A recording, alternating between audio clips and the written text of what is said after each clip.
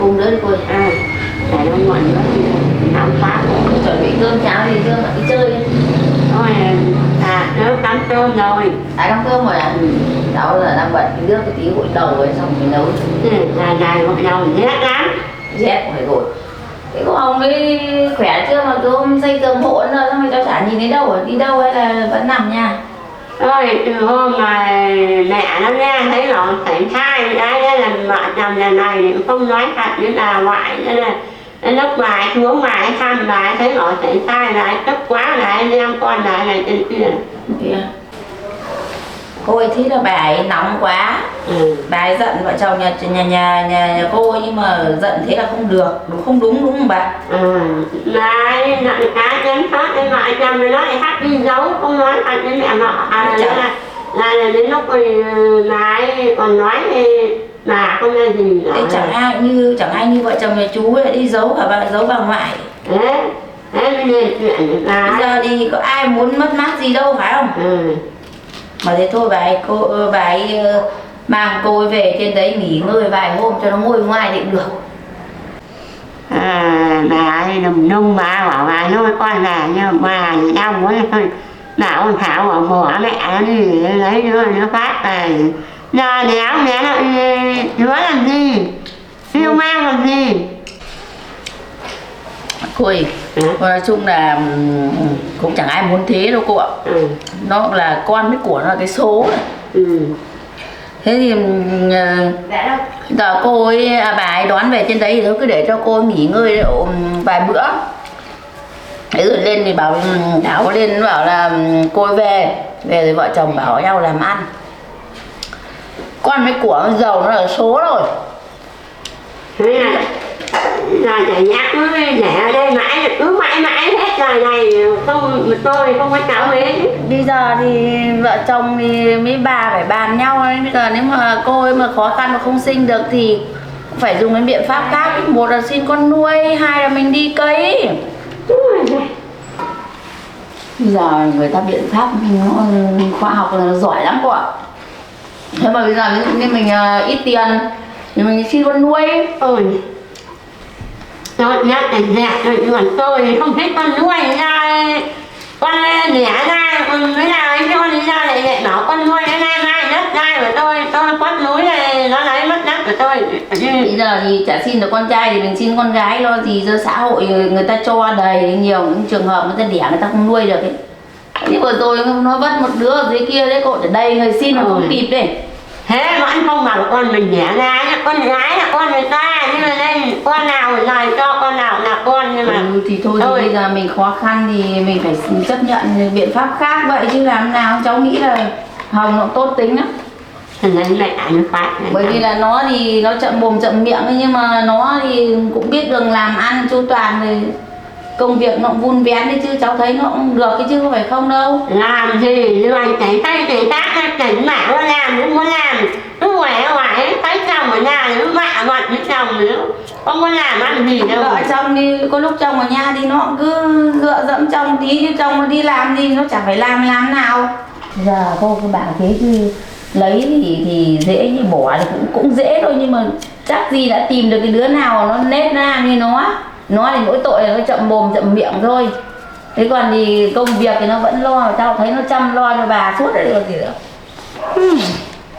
Thôi tôi nhất phát tôi hãy lo tìm ra con trai tôi nó phát rồi nhìn. Cháu thì cháu cứ tham gia một cô như thế. Thế còn bây giờ thì vợ chồng chúng nó ở với nhau mấy năm rồi. Thế thì bây giờ mà cô bảo là bỏ thì vợ chồng không bỏ thì cô tính nào được.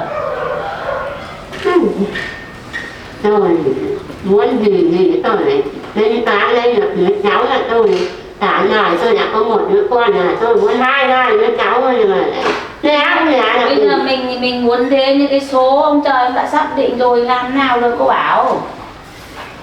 Thì tốt nhất là cứ đi xin đấy đứa, thế xong rồi nhiều những trường hợp người ta xin xong người ta lại có được đấy. Nuôi con ngoài lá con mình đấy không biết cái nơi này nó có biết tính thế không? Vâng, thế đấy như cháu đó, đâu, chả nghĩ gì.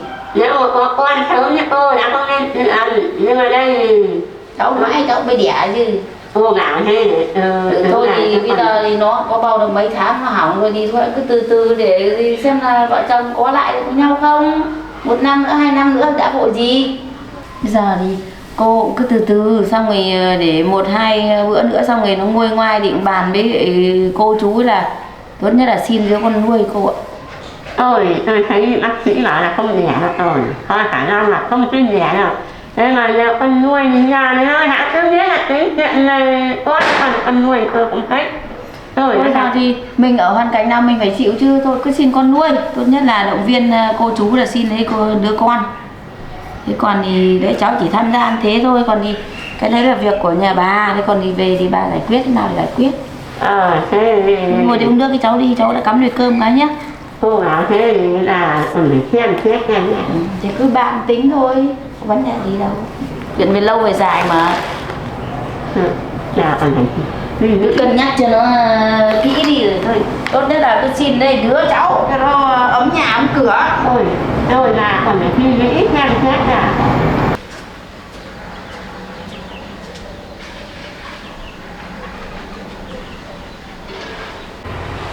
cô ở đây cô nấu cơm tôi là tôi xem cơm cháo này. Uống nước à? Nấu nướng cơm cháo này một thảo nó này chưa. Vâng, đi cô về nhá.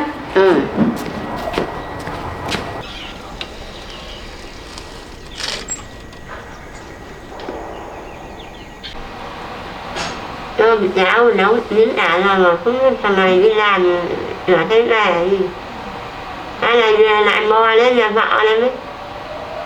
Như thế này bao giờ mà rất được rau ra.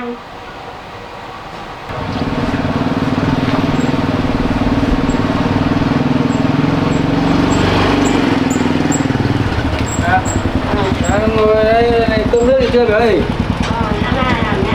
Cơm cháo thì nấu chín ra đi nào ăn cơm thì sao lại trưởng là lại bò lên với con vợ trên kia rồi. Con đi công việc của con chứ con đi đâu mà lúc nào mẹ cũng thế. Ta tưởng thế nó thấy đâu mà nó chả bảo thế. Thế sáng này ở nhà mẹ tưới rau cho gà qué ăn gì chưa mẹ? Tao tưới cho mấy cây rau còn gà qué tao không trèo được vào trong chuồng gà đâu. Đi tự mà cho ăn đấy rồi đi ăn cơm thì không phải cho gà ăn được tệ nó. Mà cái vườn rau bên nhà bác thì sáng nay mẹ sang tưới gì chưa? Thưa mấy anh là anh đi mà tưới tôi chịu tôi đang chân nó cũng bắt tôi đi lấy tao đấy à. Còn là công việc bu đầu về nhà này, công việc nhà chưa đâu ở đâu. Thế cho mẹ đi ăn cơm đi, con này sang bên vườn thì con tưới rau đi vào cho gà ăn ăn. đi xong rồi mà đi tưới đi làm. Con thì chả con tâm trạng đâu đúng mà ăn. Ăn đi. Mai chỉ mình con vợ thôi. Mẹ lúc nào cũng bắt con phải so sánh vợ con với mẹ. Này tại là sao đi? Thôi mẹ đi ăn cơm đi, con chả còn tâm trạng gì để ăn cơm đâu mẹ. Để không ăn cơm thì nhịn nói luôn. Con đi sang bên con làm rồi con chiều nay con lên con đón vợ con về. Đi mà nói rồi, đi mà đón nó về xem nó có dám về không. Đi út đi đây.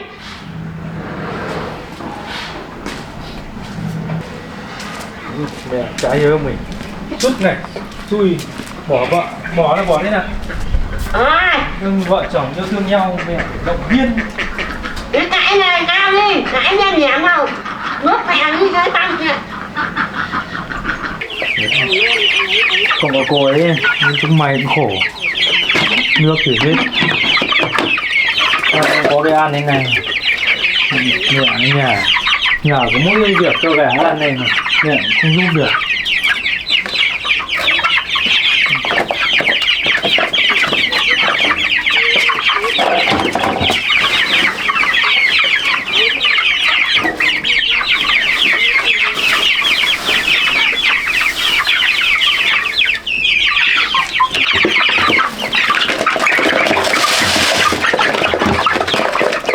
Sao về mới có cái ăn.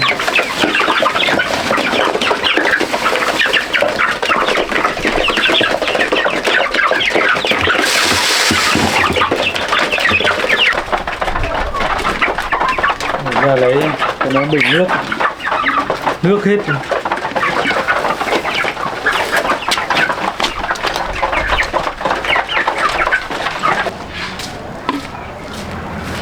Mẹ ở nhà không cho gà qué ăn thì giờ con không về thì nó chết đói chết khát. Nhà giúp con việc. Tao có nơi lúc nào đâu, tất cả nó chơi lúc nào cả. Tao làm suốt đấy.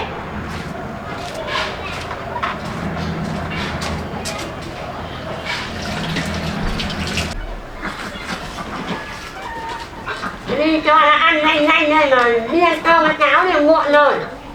Thôi mẹ ăn uống đi, con sang bên kia con tưới rau, tranh thủ tưới rau, chiều con đi làm. Ăn cơm đi em phải nói à.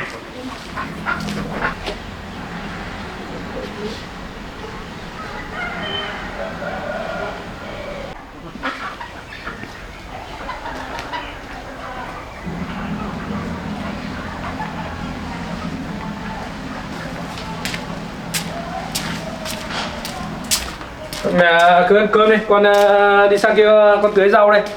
Không ăn cơm đi chị nói chứ. Vâng, Ngắn rồi.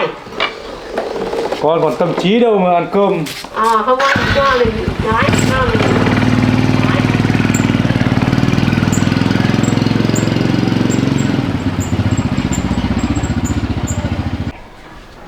Chỉ vì con danh nhưng mà bỏ cơm không ăn cơm cháo để tao xem mà mày có nhịn được mãi không, nhịn nói được mãi không.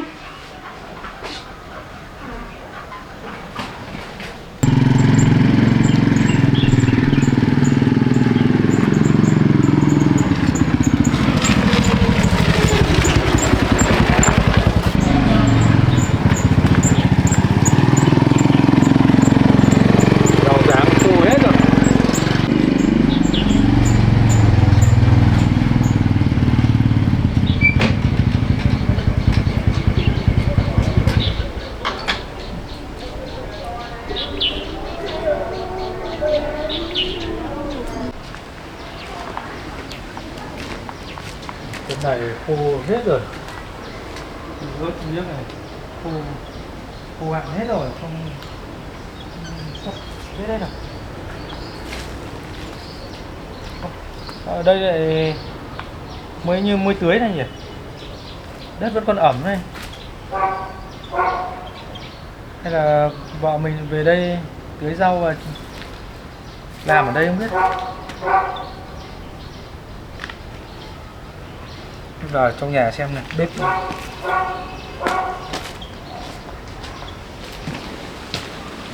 Ủa, sao có nồi đây nhỉ? Vợ chồng mình không ở đây thì cất hết đồ đạc đi rồi, sao lại có cái nồi ở đây? Bếp vẫn còn ấm này. Có người ở đây nấu ăn ở đây sao? Để quả trứng này. Bác cũng ở đây, vẫn là có cả quả chăn ở đây không biết đâu. Có ai hay là có ai vào đây ở đây nhỉ? Đây. Hay là vợ lại về đây làm rồi ngủ ở đây? Xem nhà trên em không mở cửa không?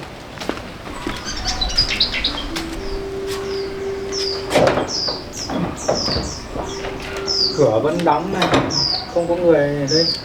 Hay là anh chị nhà bác ở trên Hà Nội về chơi nhỉ? Mà anh chị lại thích xuống đây nấu nướng ăn uống ở đây, chắc có lẽ vậy. Tụi mình tưới rau xong rồi lên đón vợ về, ra bật máy bơm nước để lấy nước tưới rau.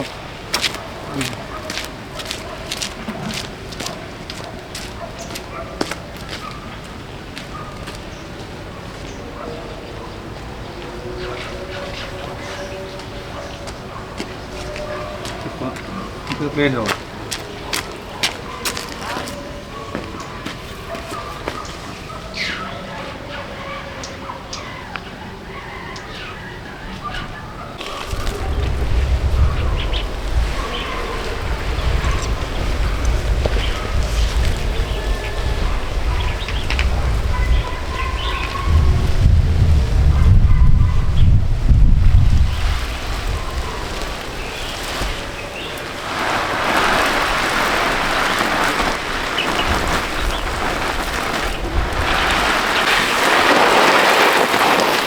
Vợ trồng vườn rau xanh mướt như thế này, rau ăn, rau có cả rau bán này, lo kinh tế gia đình.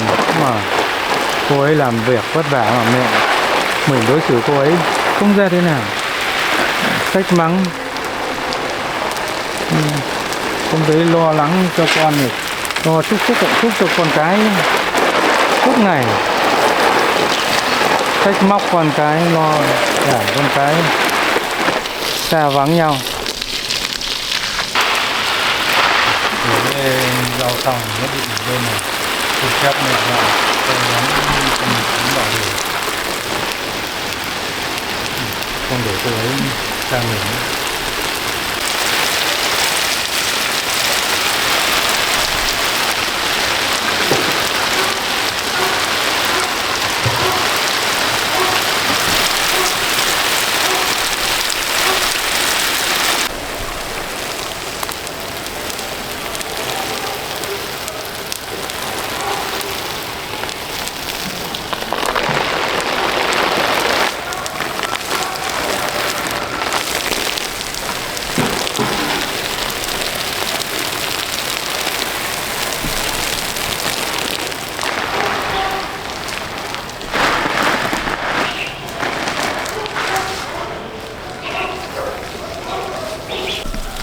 Chỗ này tưới ẩm ướt hết rồi. Rồi đi lên trên kia tưới nếu có ớt khô, đang khô héo hết rồi.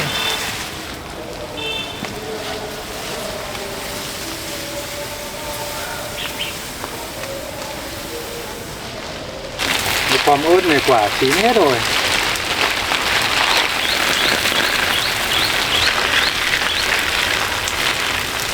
Không có nước tưới khô héo hết.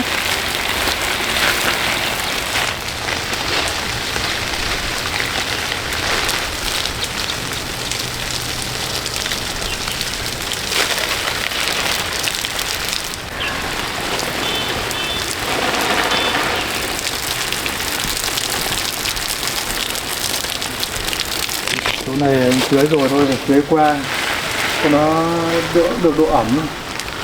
Mình về đi lên đón vợ về cho sớm, xin phép bà ngoại cho mình đón vợ rồi được.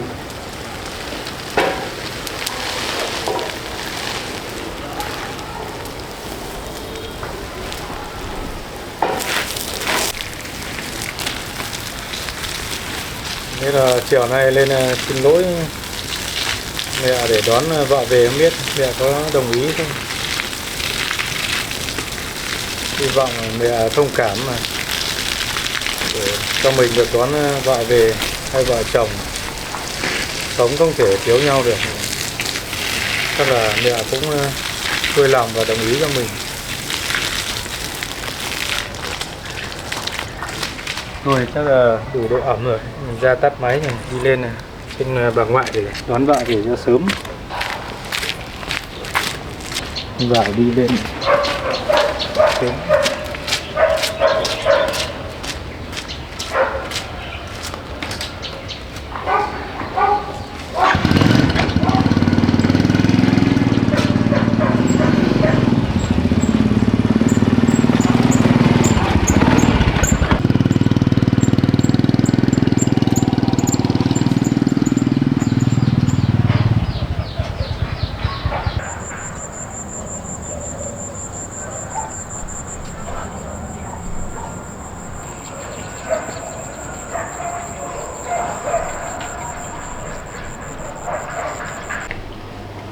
Trưa mẹ cho bãi chả thấy con về ăn cơm. Mẹ đói quá, mẹ nhắn tin con chả thấy con trả lời. Thế mẹ đói quá mẹ đi ăn trước, thì mẹ ăn rồi, thế là do vẫn còn đầy đồ ăn, tin đồ ăn ngon, con đi ăn thêm. Con đói đi ra.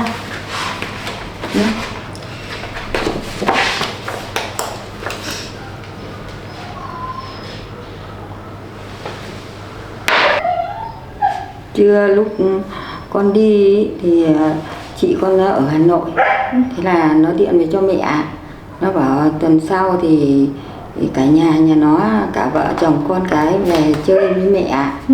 Thế thì tuần sau chị nó về thì chị em gặp nhau thì phấn khởi vui vẻ. Thế chị em thì lâu không gặp nhau thì chị nó về là phấn khởi.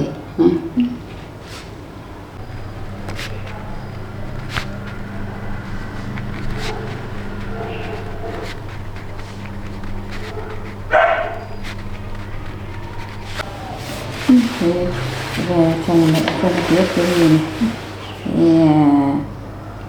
Thế ra là con biết là cậu ấy không có nhà, con nấu cơm cho cậu ấy để cậu về ăn. Thì hai chị em lại cùng ăn với cậu cho vui. Thế con ăn cơm ở dưới với cậu ấy thì bây giờ về con có đói điên thêm, thế ăn cơm mẹ vẫn phần vẫn đầy đủ cái ăn, đói con điên thêm.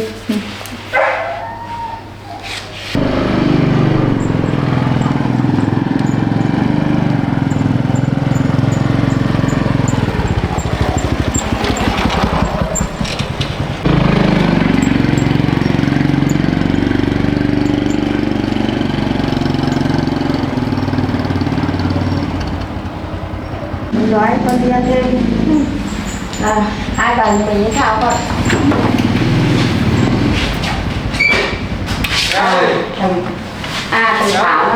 Thảo nó lên kìa, là có việc gì đã lên. Ơi, nè, con chào mẹ. Anh còn lên đây làm gì? Con lên xin phép mẹ, con đón vào con về. Con đi vào.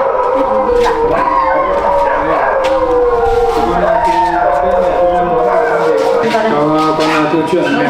Có gì anh vào đây ngồi đây để tôi. Vâng. Anh còn. Đây, con xin phép mẹ, con câu chuyện mẹ cho con đón vợ con về, con chăm sóc, con yên tâm làm việc. Hôm nay con đi làm cũng không có tâm trí để làm việc. Tưởng là anh lên đây anh nói chuyện gì, chứ còn thì nếu mà anh lên đây nói chuyện là đón vợ anh về thì tôi không cho con tôi về đấy nữa đâu. Tôi chán mẹ con nhà anh lắm rồi, thì tôi không cho con tôi về đâu. Đây, cho con xin lỗi mẹ, gia đình nhà con vừa rồi cũng gây nhiều tổn thương cho mẹ và vợ con. Thì mẹ thương chúng con này, cho con đón vợ con về, còn hứa con chăm sóc vợ con mẹ nhé. Anh hứa với tôi là nhiều lần lắm rồi, tôi không tin tưởng cái lời hứa của anh. Cái tổn thương khổ nhất là vẫn là con gái tôi phải chịu. Thế thì anh phải làm thế nào, anh hứa thế nào để tôi mới tin tưởng anh được. Vậy em có theo anh về không? Mẹ, con hứa với mẹ con sẽ hứa chăm sóc vợ con. Lần này là lần cuối cùng, con cũng không để xảy ra cái chuyện mẹ và vợ suy nghĩ. Con hứa với mẹ thì mẹ bằng lòng cho chúng con về với nhau. Thôi thì anh thì tôi cũng còn tin tưởng về anh, cũng là có tí phúc hậu, chứ còn thì mẹ anh ấy tôi nghĩ là cái bà đấy không có một tí phúc hậu nào, cho nên tôi cho con tôi về là tôi vẫn lo lắm chứ cũng không yên tâm được đâu. Vâng, con nói chuyện với mẹ, con nói chuyện với mẹ con rồi. Nếu mà con đón vợ con về, mẹ con không thay đổi, vợ chồng con sẽ ra ở riêng một bác. Hoặc nếu vợ con muốn về bên mẹ sống cùng mẹ, con sẵn sàng về bên này sống cùng với mẹ. Mẹ cứ yên tâm, con chăm sóc vợ con được. Tôi cũng biết là anh cũng thương con gái tôi, cho nên là anh cứ lên đây tha thiết, anh bảo tôi cho con gái tôi nó về với anh. Thế nhưng mà thôi con ạ, mẹ nghĩ rằng là thôi mẹ cũng thương con lắm, nhưng mà chồng con thằng Thảo nó cứ lên đây nó van xin mẹ mấy lần rồi, thì thôi mẹ cũng tha thứ cho nó, thì thôi con về với nó cho nó có vợ có chồng, thì có gì thì rồi nó sẽ đảm bảo con nhé. Thôi con ạ, thì thôi con về dưới đấy, thì nếu mà lần này có cái chuyện gì xảy ra là con phải điện hoặc là nhắn tin ngay cho mẹ nhé, để cho mẹ biết chứ đừng để như cái đợt trước ấy. Mẹ phải xuống thì mẹ mới biết là chuyện xảy ra như thế thì là không được nhá. Vâng, thưa mẹ, con hứa với mẹ con sẽ chăm lo để mẹ yên tâm. Thôi thì anh cứ giữ lấy cái lời hứa, đừng để hứa nhiều quá nhé. Cái con cảm ơn mẹ. Vâng, xin phép mẹ và chồng mình về. Thế thì các con đang ở đây hay là mẹ nấu cơm ăn tối xong rồi về? Mẹ, con xin phép mẹ, hôm nay con đi làm về sang vườn bên tưới rau, con lên thẳng đây, không mang quần áo đi về, sợ về muộn nó lạnh. Thế thôi con này, tôi thấy con về với chồng nhá, về với chồng nó đón thì tôi về nó ăn tối, không ở ăn cơm thì về ăn tối nhé. Thì thôi mẹ cũng thương con lắm nhưng mà thôi chồng nó đón thì con về. Mình nghỉ ngơi nhé, con xin phép con về. Con về nhá. Thế con về. Đấy, mình về đi. Thế thôi con cứ về nhá. Con về đi rồi có gì thì đúng không? Thế hai con về nhá. Vâng, mẹ thưa mẹ làm mình khỏe nhé. Con về đi nhá.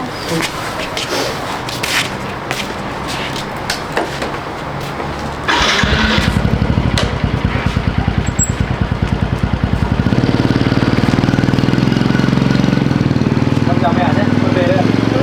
Con về nhá.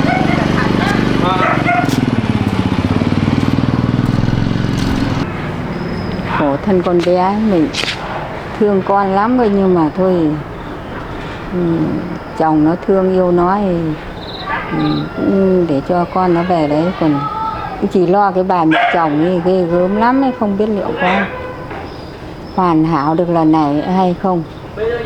Con gái mình khổ, đợt này mà về mà còn xảy ra chuyện gì nữa thì rất khoát là không thể tha thứ cho nữa.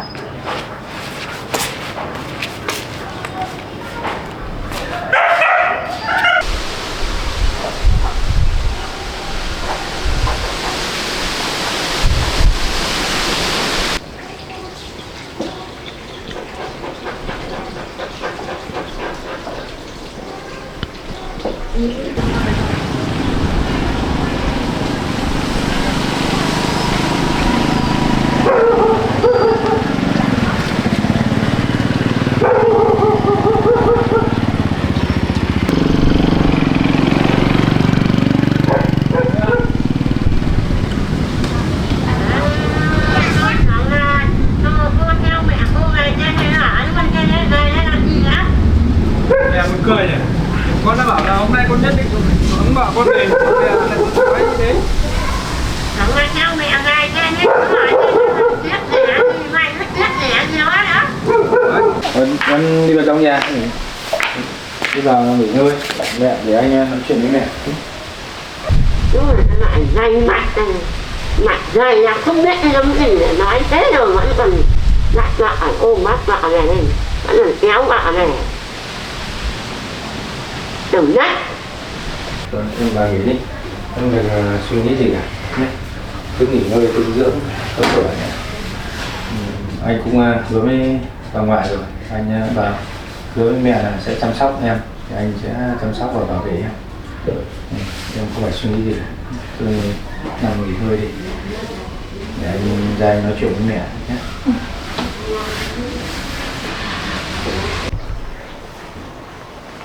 Mẹ. Anh nhìn ra em rồi. Vâng, đây. Nói nhìn ra em rồi. Đây, con muốn nói chuyện với mẹ. Hôm nay con lên xin phép mẹ vợ con rồi, con đưa vợ con về, thì con cũng mong mẹ là mở lòng giúp đỡ vợ chồng con, vun vén hạnh phúc cho vợ chồng con. Mẹ đừng có bao giờ làm tổn thương vợ con thêm một lần nữa nhé. Mày muốn làm nào làm này đó, nếu mà mày giúp biết tí đón với vợ mình thì muốn làm nào làm, nhưng phải tao là tao phải cần con với cháu nói công nhân đấy. Đấy mà không xin lẻ là tao vứt luôn đấy.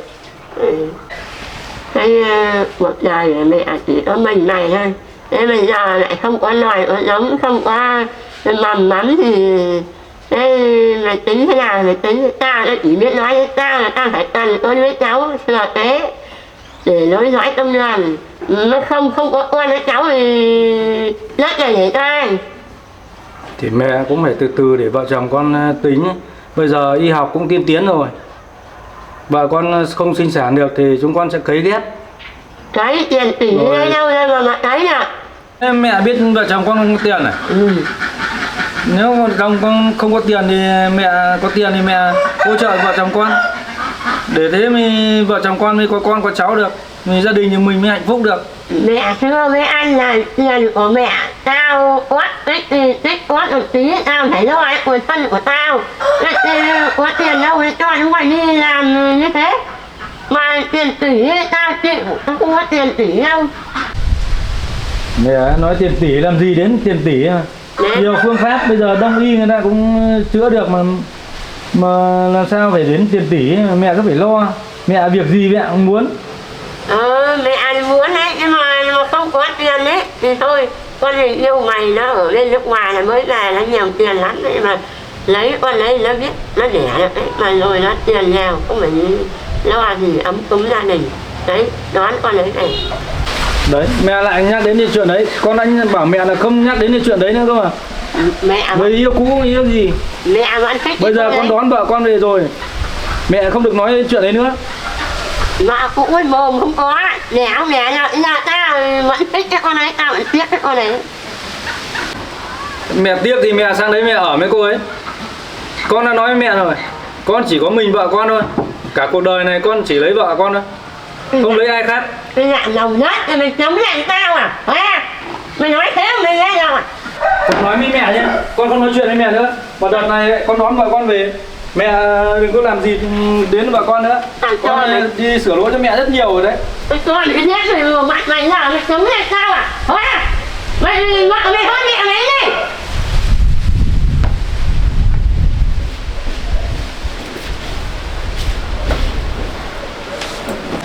Con mấy cả cái nói không thèm nghe là con tự cái nhét vào mặt.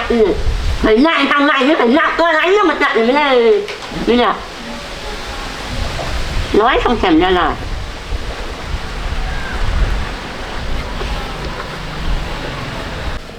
Mẹ muốn vợ chồng con tôn trọng mẹ thì mẹ phải sống làm sao cho đúng là người mẹ chứ. Mẹ ai tao sống nhỏ mất lòng ai đi cả. Thế này mình dạy nhà tao à? Mẹ muốn vợ chồng con tôn trọng mẹ thì mẹ phải đối xử với vợ chồng con Hà Nội chứ. Giúp đỡ vợ chồng con thì vợ chồng con được hạnh phúc. Mà mẹ suốt ngày chèn ép vợ chồng con như thế thì làm sao vợ chồng con tôn trọng mẹ được? Tao muốn làm gì là chèn ép, tao muốn như mày có con là cái có mầm chứ, con giống như là con giống như nhà ta thì không mày mà không có sinh con để cái thì làm gì của nó mất ra.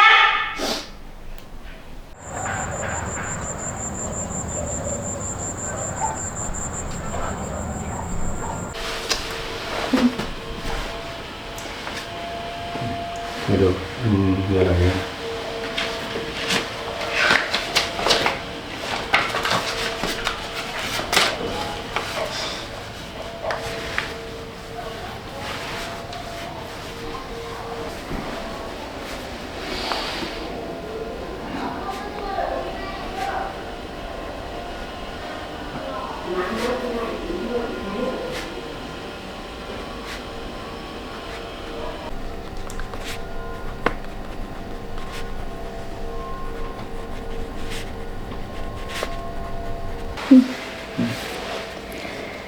chỉ vì yêu và thương anh nên em theo anh về, nhưng hình như mẹ không thay đổi cho em về đây sống. Em thấy lo lắm anh ạ. Vậy em yên tâm, anh đã nói chuyện dứt khoát với mẹ rồi. Đợt này mẹ mà không thay đổi thì vợ chồng mình sẽ ra ở riêng nhé. Em bảo vợ chồng mình về bên nhà đất ở Tao nghe tiếng rồi, mày làm tính với nhau rồi. Bảo nhau ở riêng đi. Tao xem chúng mày tính toán thế nào, xem là ở riêng thế nào. Đó. Bọn chúng mày làm tính toán là đem đá nghĩa con rồi sang đấy nấu riêng rồi. Tao không cho một cái đá nào để cho là sắm lấy mà mình dùng. Tự sắm lấy mà dùng. Vậy hôm trước anh về bên đấy tưới rau thì anh thấy hôm mà vợ chồng mình về xong nồi với bát đũa cất hết rồi, và anh về bên đấy lại thấy xong nồi bát đũa để ở bếp. Thì có phải em về đấy tưới rau mới nấu ăn ở bên đấy không? Thế thì anh lại thấy cả xong nồi bát đũa mà vẫn còn ấm, bếp vẫn mới nấu, không có ai vào đấy nữa.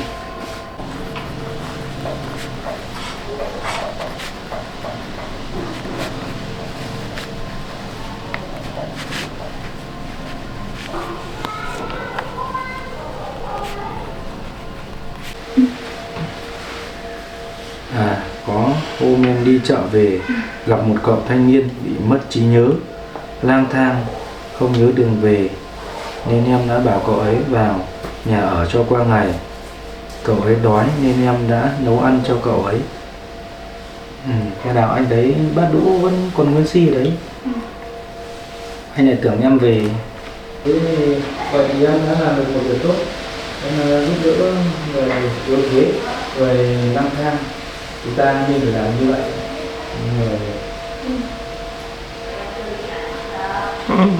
Nhà lại còn thần lao nữa đi, quần áo gì, con lá này lê là con lanh này nhất thật quá chồng đứa chồng nọ thì kia. Mà hôm nào em mang cho cậu ấy mấy bộ quần áo của anh có được không? Với đồ dùng cá nhân cho cậu ấy dùng. Này thấy chưa?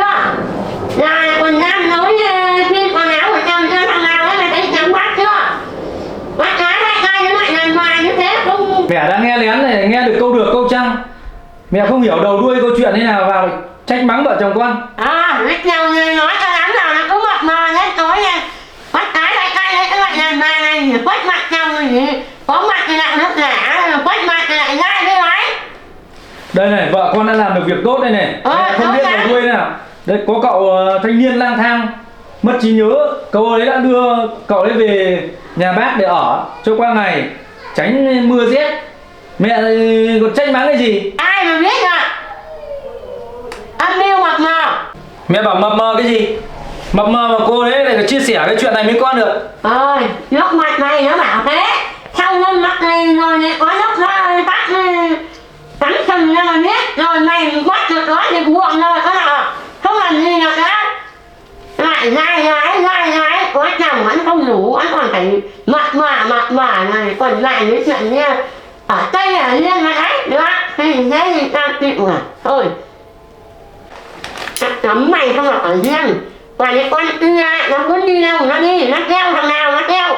Rồi sẽ có lúc mày trắng mắt này ra đấy. Mắt lại đi chơi nó phải gì đâu. Chả đâu mất.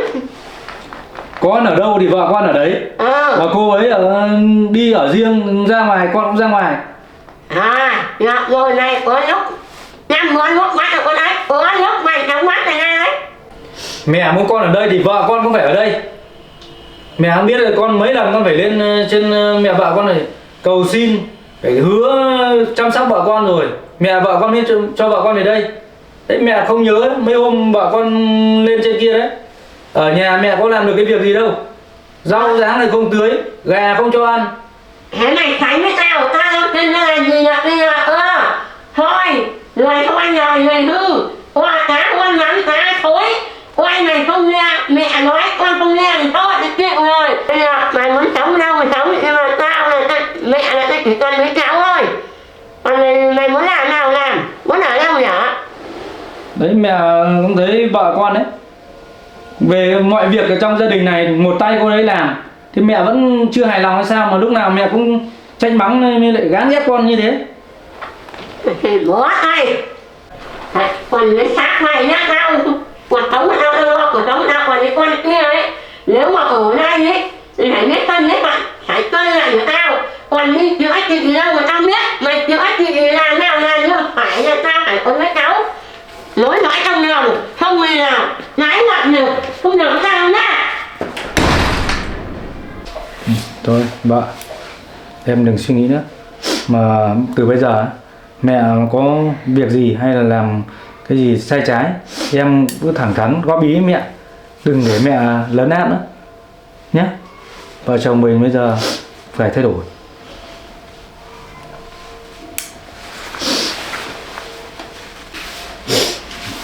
Vậy vợ chồng mình đi nấu cơm, ăn cơm rồi thì anh gập cho em mấy bộ quần áo để em chiều lúc nào hay lúc nào em sang đấy tưới rau thì mang cho cậu ấy nhé.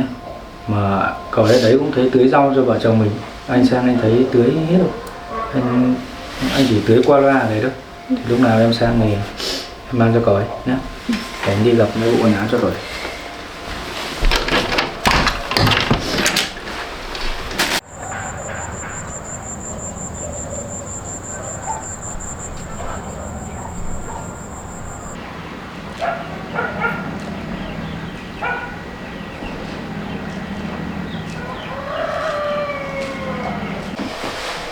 Bảo vợ mang cho cậu ấy ít quần áo đồ dùng cá nhân thì cậu ấy dùng.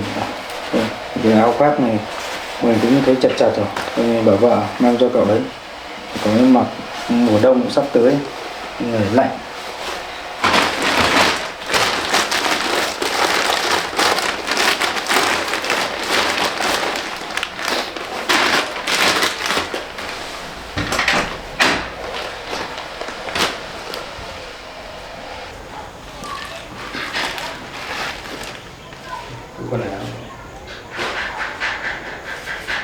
Vợ ơi, anh chuẩn bị quần áo đây xong là em lúc nào rảnh thì mang quần áo sang cho cậu ấy nhé. Anh đi làm đấy.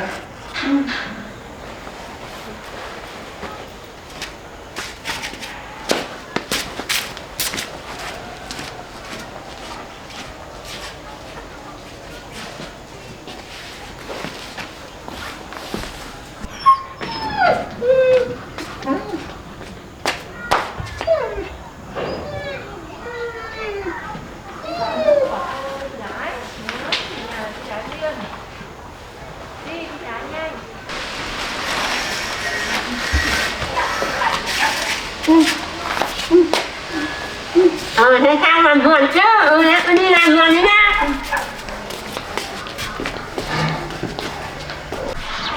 Con này nó bảo nó đi làm xong làm vườn xong lại mang đồ nhà đi đâu cái quần áo áo gì lắm.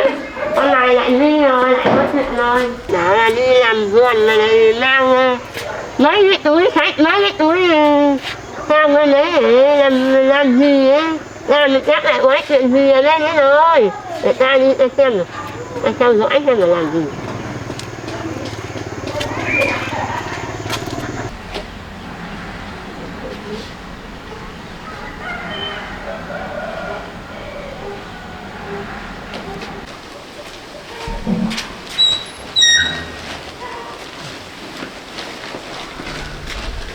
Sáng nên nắng ấy.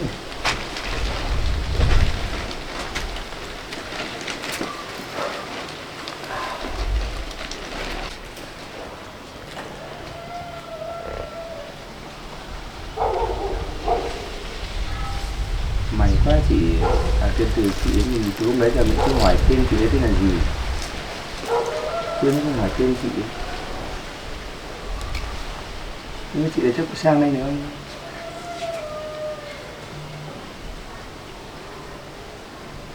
Sân thượng bẩn quá.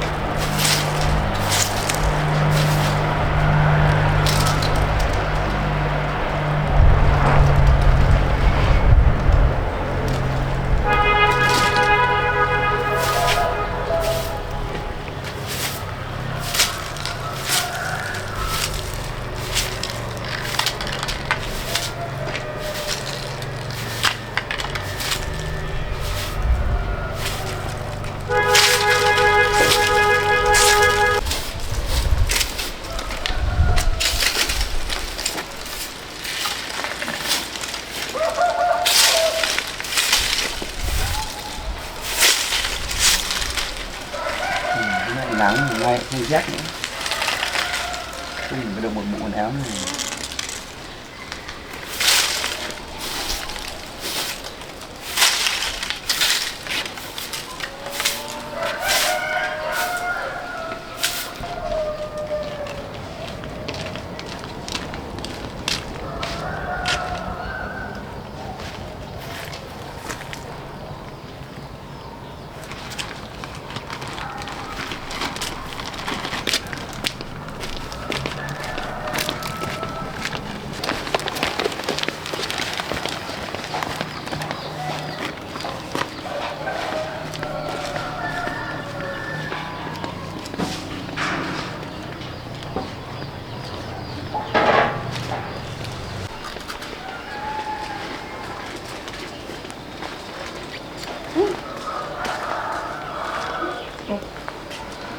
Đi đâu?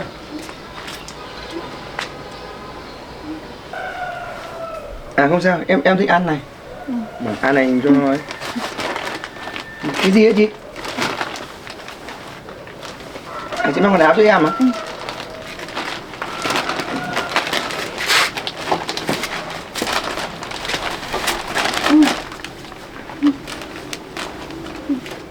À, đi thay quần áo á?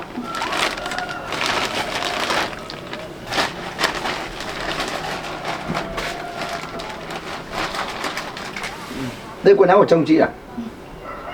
Chị tốt với em đấy.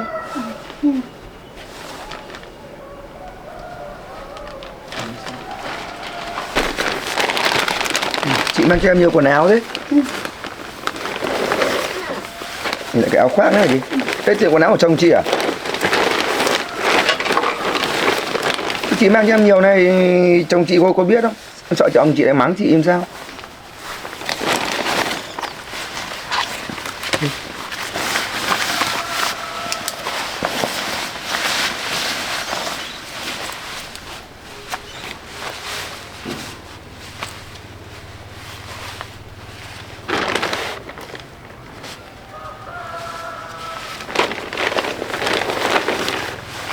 Này còn đùi em nữa. À chị kể cho anh hết rồi à? Thế chồng chị bảo chị mang quần áo sang cho em à? Thế cho em cảm ơn chồng chị, hai vợ chồng chị nhé.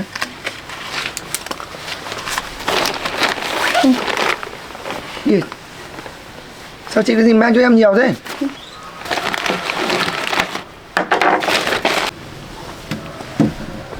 Chị cũng để ở nhà cho chồng chị ăn.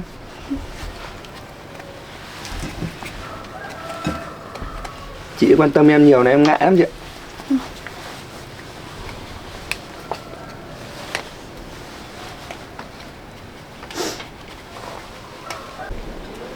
Chị ơi, chị ngồi thế này cho đỡ mỏi. Ngồi.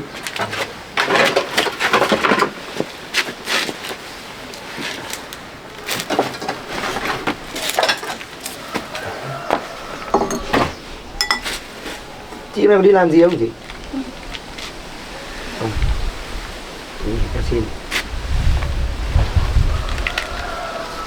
Chị ăn đi.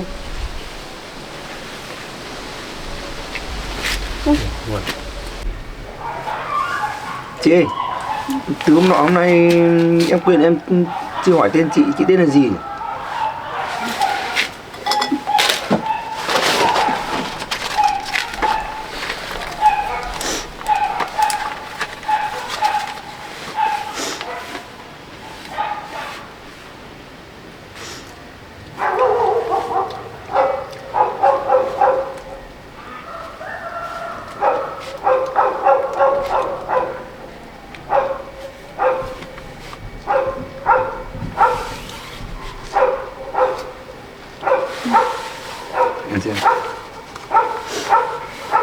À, chị tên là Hồng.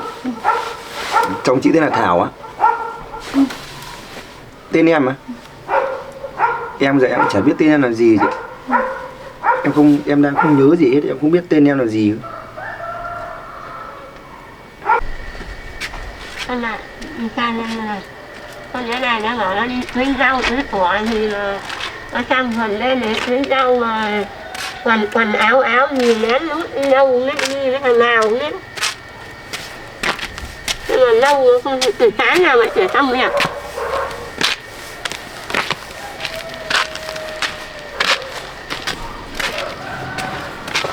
ôi anh này là lấy đâu lấy của mày đâu mà trả cái người đâu mà trả mày làm ăn thế nào mày chán là chỉ lấy đâu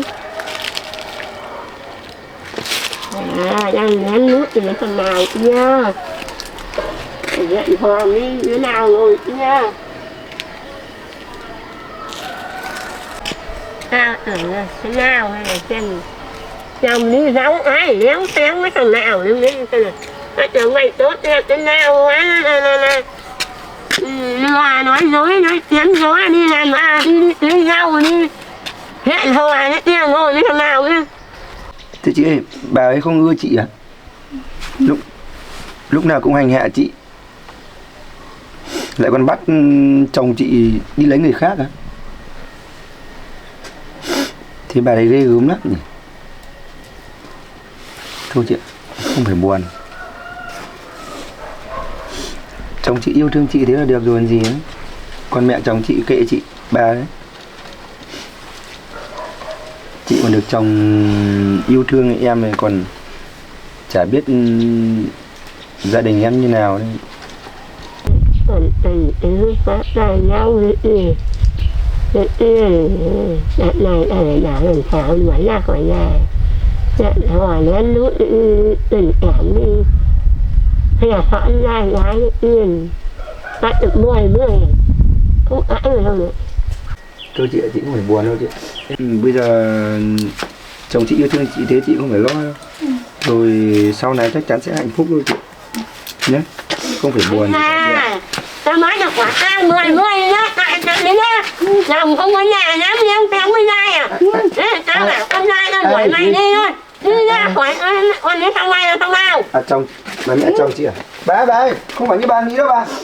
Thằng nào? Ở đâu? Bà không phải như bà nghĩ đâu. Hắn con đâu thôi nó không có mồm mình đến đây mình cũng có nó à. Không phải đâu bà ơi, bà hiểu lầm một con rồi. Không phải như bà nghĩ đâu bà. Thế mày nhắc mặt chưa?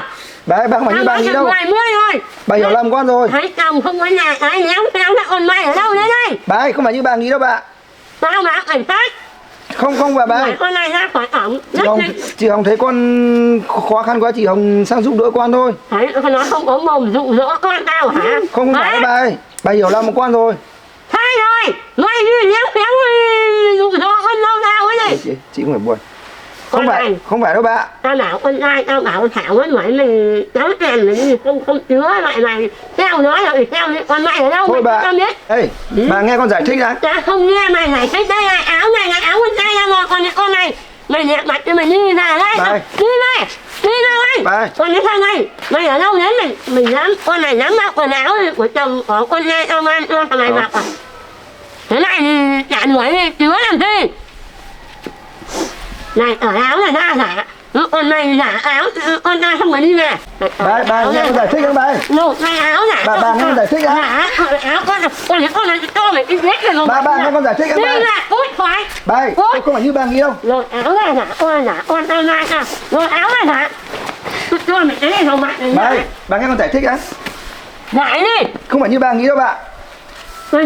tình tứ bà ơi bảo vệ nhân tình à hả đi đi thì nghe con nói không bà ơi?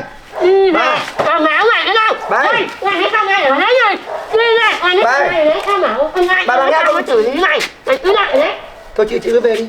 tao bảo con Thảo tao có xử lý này đi ra léo xéo này đi ra chồng không có nhà dám đi hẹn hò ngay cái này chết cái này là lặng ngơ Chị lấy thêm. ôi đâu nó mất tiền mua rồi Bà ác thế. mày như ấy chứ mày không cưng củng như đó à Này như về chị làm sao không? Cái bị chị bà đánh không?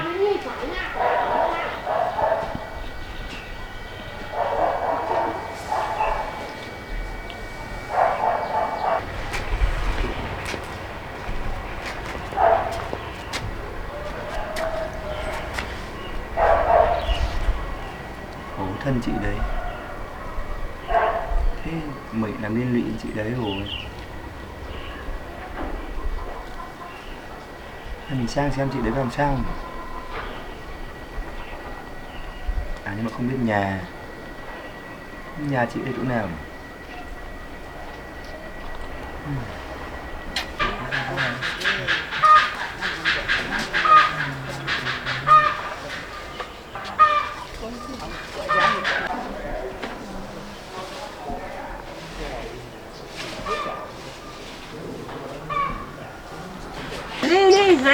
xử lý này các bảo các chủ tội này các bảo Thảo nó bỏ trắng đen đi có chồng hứa hẳn hẹn hỏi này à nhỏ lơ mất tiền mua gạo nổi rồi mà mày không đi ra cái nhà thì tao hỏi tội này tao xử lý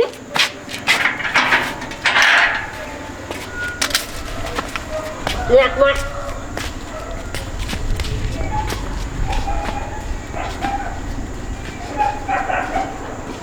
nay người ta không theo đấy làm sao tao bắt nạt được mày nhéo kéo như thế mày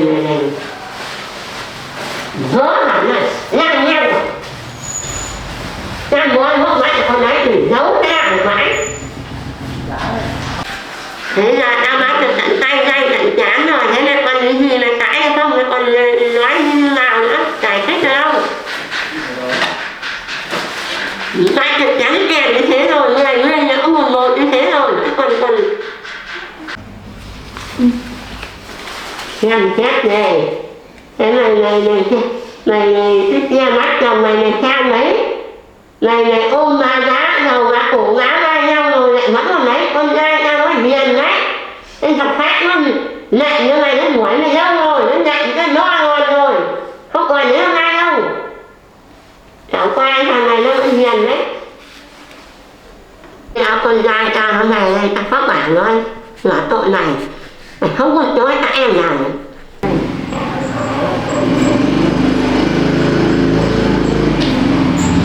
Nhà đi đâu bà nghe?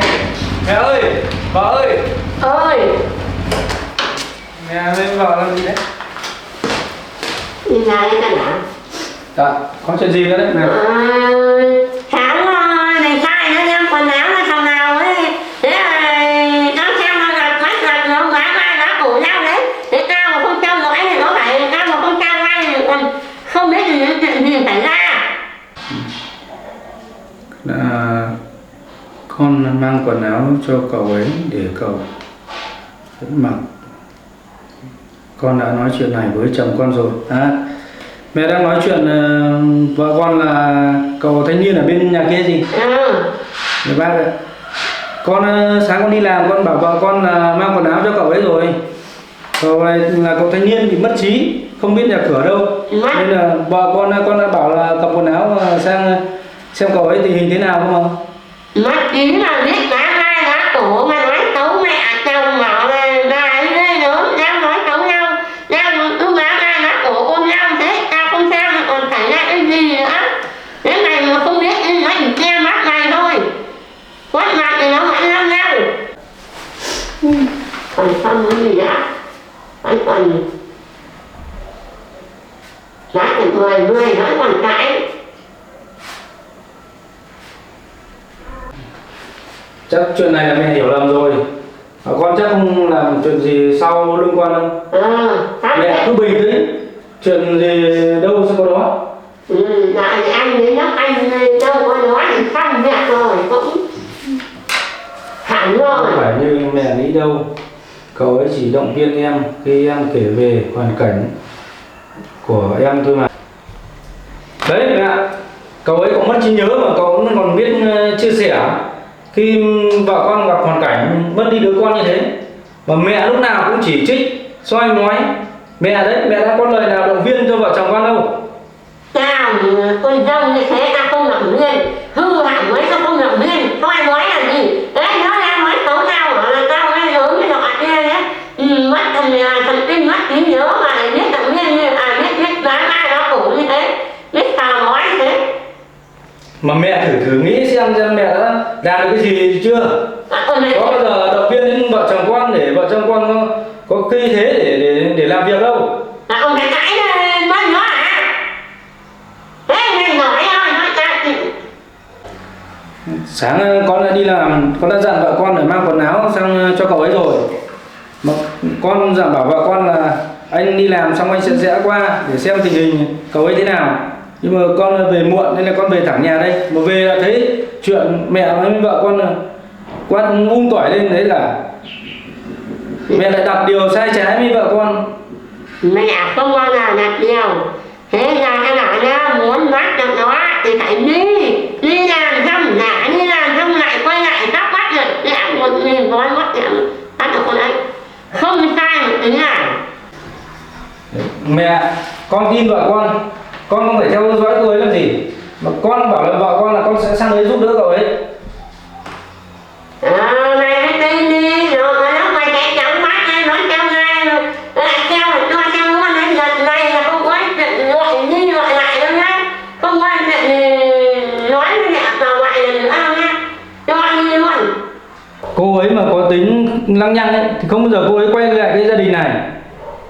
Vợ chồng con còn tình cảm với nhau thì cô ấy mới quay lại cái gia đình này.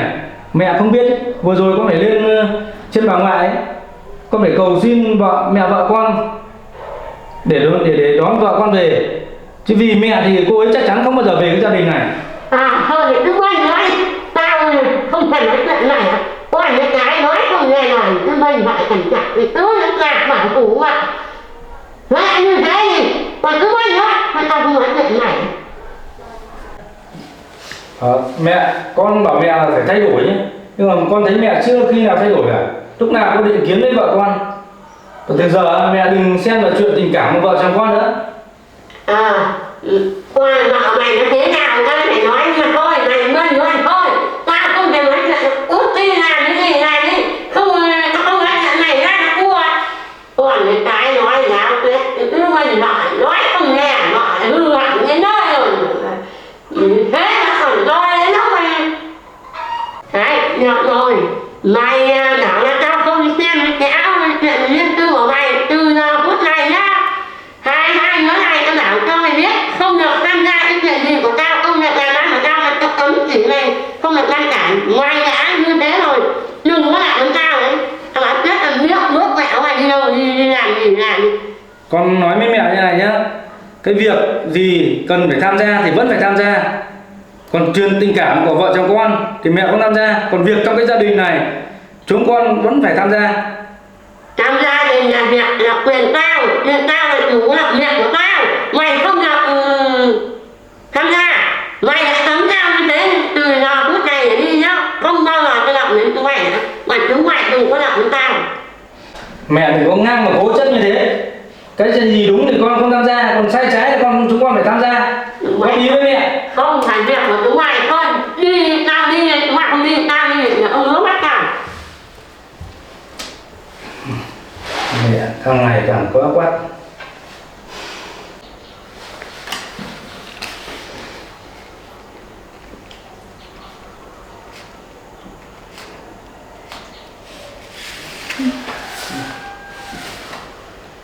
Anh có tin em không?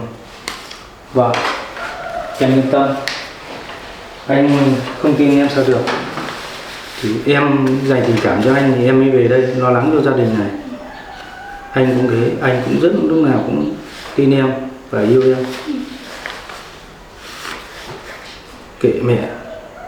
Mẹ đã nói chuyện như thế mà vợ chồng mình cũng nói như thế mà mẹ vẫn không nghe. Rồi để anh sẽ có thời gian anh sang bên đấy giúp đỡ cậu ấy để tìm lại gia đình cho cậu ấy.